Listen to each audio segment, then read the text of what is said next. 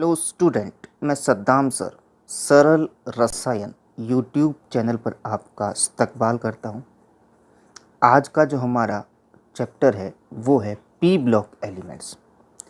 P block elements जो chapter है वो 11th क्लास में भी था, लेकिन उसके अंदर 13th और 14th ग्रुप के बारे में पूरी इन्फॉर्मेशन थी।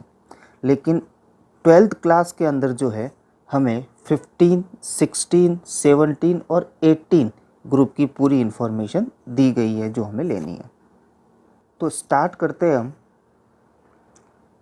फर्स्ट ग्रुप जो कि है हमारा 15th ग्रुप, या बोलते हैं निकोजन्स या नाइट्रोजन फैमिली।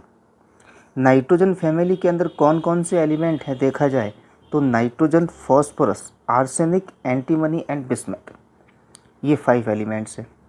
अब यहाँ पर ये ध्यान रखना है कि इनको निकोजन्स क्यों बोलते हैं। ये 2 ग्रीक वर्ड से मिलकर बनाए, जिसमें से फर्स्ट वर्ड जो है वो है निक्ट। निक्ट मतलब सफोकेशन, जन मतलब जेनेसिस, यानी कि ऐसे सब्सटेंस जो कि सफोकेटिंग नेचर के होते हैं या सफोकेशन जनरेट करते हैं एनवायरनमेंट में, उनको बोलते हैं निकोजन्स। क्लियर है? यहाँ पर ये ध्यान रहे, यहाँ पर पी और टी साइलेंट है। निकोजन्स बोलते हैं, न कि निक्टोजन्स। दैट इज निकोजन्स, नॉट ए निक्टोजन। अब फर्स्ट ऑफ ऑल हम बात करें इसके अंदर इसके इलेक्ट्रॉनिक कॉन्फ़िगरेशन की, तो इनका जनरल इलेक्ट्रॉनिक कॉन्फ़िगरेशन जो होता है वो है NH2 NP3, यानी आउटर मोस्ट सेल के अंदर जो है 5 इलेक्ट्रॉन प्रेजेंट होंगे।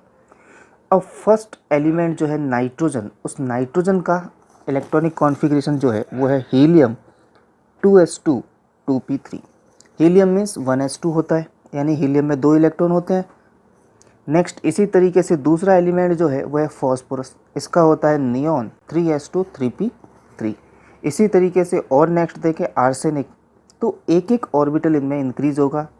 Argon 4s2 4p3। नेक्स्ट इसके अंदर जो है एंटीमनी क्रिप्टॉन 5s2 5p3।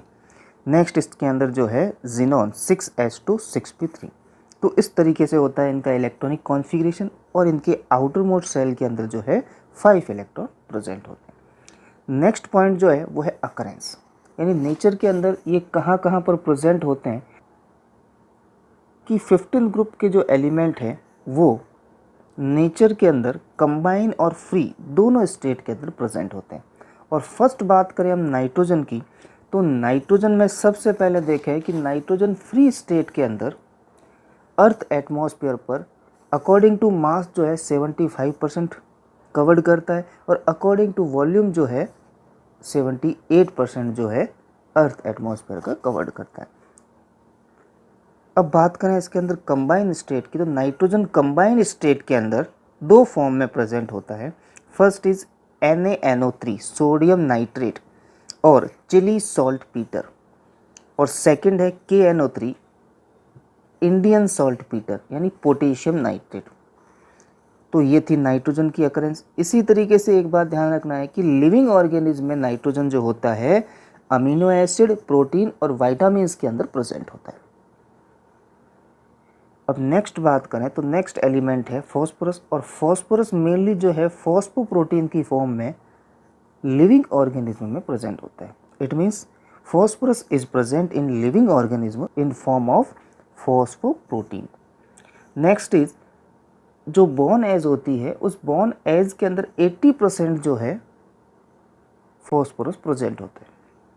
इसी तरीके से नेक्स्ट देखा जाए न्यूक्लिक एसिड के अंदर फॉस्फोरिक एसिड के फॉर्म में यानी H3PO4 की फॉर्म में प्रेजेंट होता है। और ये कंबाइन स्टेट के अंदर जो है मिनरल फॉस्फेट की फॉर्म में प्रेजेंट होता है, और इसके जो मेन 4 मिनरल्स हैं वो है rock phosphate Ca3PO4, fluoroapatite Ca3PO4 CaF3, hydroxyapatite Ca3PO4 CaOH का whole tribe, chloroapatite Ca3PO4 CaCl3। तो ये इनके फॉर्मूले और इनके मिनरल्स हैं। नेक्स्ट बात करें इसके अंदर तो आर्सेनिक, एंटीमनी और बिस्मथ, ये ट्रेस अमाउंट के अंदर प्रेजेंट होते हैं। अब हम बात करेंगे इसके अंदर इनकी फिजिकल प्रॉपर्टी के बारे में।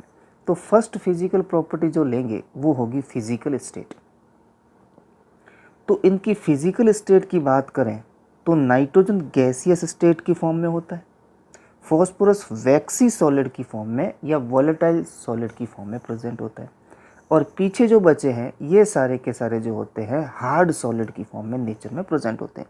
तो इट मीन्स ये कह सकते हैं कि जैसे जैसे टॉप टू बॉटम जाते हैं वैसे वैसे मेटेलिक नेचर इंक्रीज होता है, और मेटेलिक नेचर इंक्रीज होगा मतलब वो सॉलिड होगा सब्सटेंस। नेक्स्ट पॉइंट जो है फिजिकल स्टेट का वो है मेटेलिक नेचर। मेटेलिक नेचर के अंदर nitrogen and phosphorus both are non metals, whereas arsenic is a metalloid, and lastly antimony and bismuth are metals. It means हम ये कह सकते हैं कि मेटेलिक नेचर जो है टॉप टू बॉटम जाने पर इंक्रीज होता है। थर्ड फिजिकल प्रॉपर्टी की बात करें तो वो है एटोमिसिटी। एटोमिसिटी के अंदर आपको इतना ध्यान रखना है कि नेचर के अंदर ये एलिमेंट जो है 15th ग्रुप के किस फॉर्म में एग्जिस्ट करते हैं।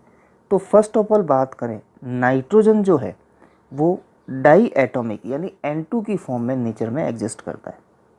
इसी तरीके से फॉस्फोरस, आर्सेनिक और एंटीमनी ये एग्जिस्ट करते हैं टेट्रा एटॉमिक फॉर्म में यानी P4AS4sp4 की फॉर्म में। और लास्टली बचा bismuth. Bismuth only for mono atomic होता है, और मोनो एटॉमिक क्यों होता है? क्योंकि इसका मेटेलिक नेचर होता है, और मेटेलिक नेचर होने के कारण ये मोनो एटॉमिक होते हैं। यहाँ पर एक इम्पोर्टेंट बात ध्यान रखनी है कि फॉस्फोरस जो है P4 की फॉर्म में एग्जिस्ट करता है, और दो फॉस्फोरस के बीच का जो बॉन्ड होता है वो 60 डिग्री का बॉन्ड होता है। अब कैसे होता है उसको डायग्रामेटिकली समझ लेते हैं। तो फर्स्ट ऑफ ऑल जो मैं यहाँ पर एक लाइन बनाता हूँ और एक लाइन मैंने इस तरीके से बनाई। अब इनको कंबाइन करूँ, कंबाइन करने के बाद मेरे पास जो स्ट्रक्चर बना है उस स्ट्रक्चर के हर कॉर्नर पर जो है फॉस्फोरस एटम प्रेजेंट है, और इस तरीके से 4 फॉस्फोरस अरेंज होते हैं। तो इनके बीच का बॉन्ड एंगल जो होगा वो 60 डिग्री होगा। ये इम्पोर्टेंट पॉइंट है, इस पर क्वेश्चन पूछा जाता है। नेक्स्ट पॉइंट जो है वो है कैटेनेशन। अब कैटेनेशन से ये मीन है कि एलिमेंट जो है दूसरे एलिमेंट से जुड़कर या अपने जैसे ही अनदर एलिमेंट से जुड़कर एक लॉन्ग चेन कंपाउंड का फॉर्मेशन करते हैं। जैसे कार्बन में होता है, कार्बन दूसरे कार्बन से जुड़कर एक लंबी चेन वाले कंपाउंड का फॉर्मेशन करता है, क्योंकि कार्बन कार्बन के बीच में जो सिंगल बॉन्ड होता है उस सिंगल बॉन्ड की बॉन्ड डिसोसिएशन एनर्जी हाई होती है, यानी इनको तोड़ने के लिए बहुत ज़्यादा एनर्जी की रिक्वायरमेंट होती है। और एनर्जी की रिक्वायरमेंट होती है तो जो बॉन्ड बन गया है वो तो ब्रेक डाउन होगा नहीं, और इस तरीके से आगे चेन चलती रहती है, बॉन्ड बनते रहते हैं और एक लॉन्ग हाइड्रोकार्बन चेन का फॉर्मेशन होता है, और इसी के बेस पर पूरी ऑर्गेनिक केमिस्ट्री डेवलप हुई है। लेकिन बात करें नाइट्रोजन की, तो नाइट्रोजन के अंदर N triple bond N present होता है, और इनकी बॉन्ड डिसोसिएशन एनर्जी लो होने के कारण ये लॉन्ग चेन का फॉर्मेशन नहीं करते हैं। It means they are not so catenation property.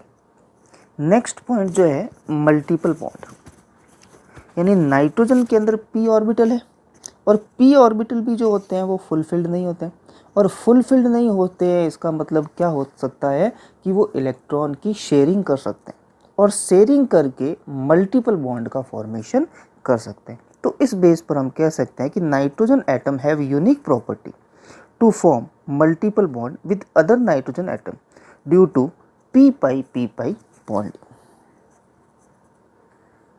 Next and last topic जो है आज का वो है थर्मल स्टेबिलिटी।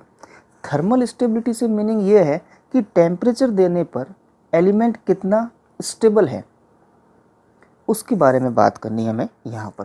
तो थर्मल स्टेबिलिटी जो डिपेंड करती है वो डिपेंड करती है कैटायन की साइज पर। जितना कैटायन छोटा होगा उतनी थर्मल स्टेबिलिटी ज़्यादा होगी। क्यों? क्योंकि कैटायन छोटा होने के कारण फोर्स ऑफ अट्रैक्शन ज़्यादा होगा, और फोर्स ऑफ अट्रैक्शन ज़्यादा होने के कारण उनको ज़्यादा टेम्परेचर की रिक्वायरमेंट होगी ब्रेक डाउन करने के लिए। तो इस रीजन से थर्मल स्टेबिलिटी जो होती है इन्वर्सली प्रोपोर्शनल होती है साइज ऑफ कैटायन की। तो यहाँ पर हम बात करें with respect of 15th group, तो nitrogen has highest thermal stability than phosphorus than arsenic than antimony and then bismuth. तो ये था आज का हमारा टॉपिक। मिलते हैं नेक्स्ट टॉपिक के साथ फिर से। धन्यवाद।